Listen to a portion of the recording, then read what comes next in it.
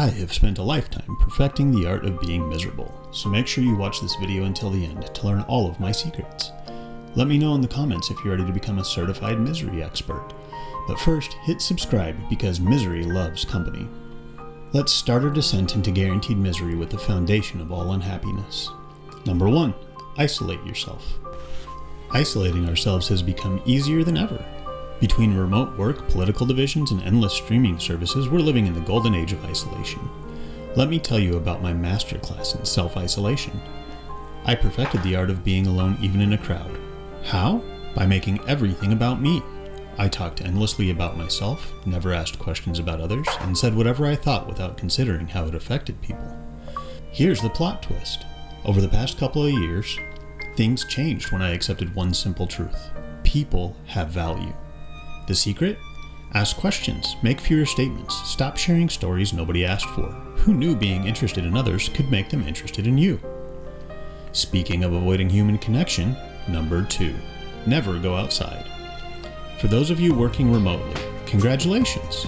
You're halfway to professional hermit status. What's your record for consecutive days indoors? Drop your high score below.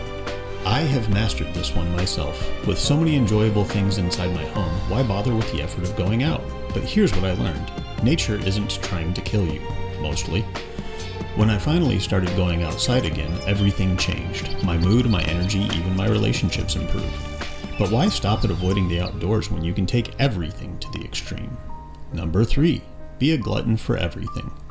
Whether it's gaming, working, exercising, or even dieting, anything worth doing is worth overdoing until you hate it.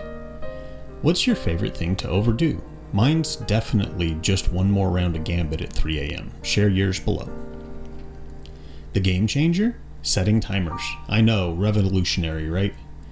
But here's the weird part. When I started limiting things, I actually enjoyed them more.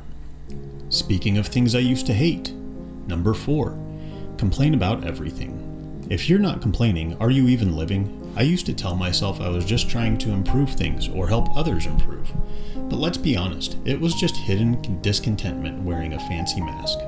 Here's the secret I discovered. Start small with gratitude. Did you eat today? Sleep in a bed? Have clean clothes? But why stop at complaining when you can level up to my personal specialty? Number 5. Blame others. Welcome to the Olympics of finger pointing, where everything is everyone else's fault and responsibility is just a myth. This one nearly cost me my marriage.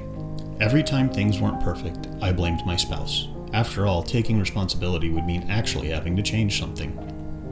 Tell me you blame others without telling me you blame others. I'll go first. I'm only late because everyone else doesn't know how to drive. Speaking of avoiding responsibility, number 6, ignore your spiritual health. As a Christian who spent years rebelling against the church, let me tell you, ignoring your spiritual health is like trying to run a marathon while holding your breath. Sure, you can do it for a while, but eventually, the difference between then and now is night and day. Regular Bible study, prayer, and finding a real church family changed everything. What fills your spiritual tank? Could be prayer, meditation, nature walks. Share what works for you. But all of this misery practice leads us to our final boss. Number 7. Idolize happiness. Want to guarantee misery? Make happiness your only goal. Here's the truth bomb. You will be unhappy sometimes. That's not failure, that's being human. What's one thing you can do that brings joy to others? Sometimes that's where real happiness sneaks up on us. Now here's the actual cheat code to life. Love others, serve others, find gratitude, take responsibility, and connect with God. Pick one of these points to work on this week. Just one. Comment below with your choice and let's check back in next week to see how it went. Remember, sometimes the best way to find happiness is to stop chasing it and start building a life worth living. Please like, comment, subscribe, and share the video. I saw this video on YouTube while I was browsing the other day. It got this many views in 4 days, and it's about Beyblades. So if we can't do better than that, what hope is there for any of us?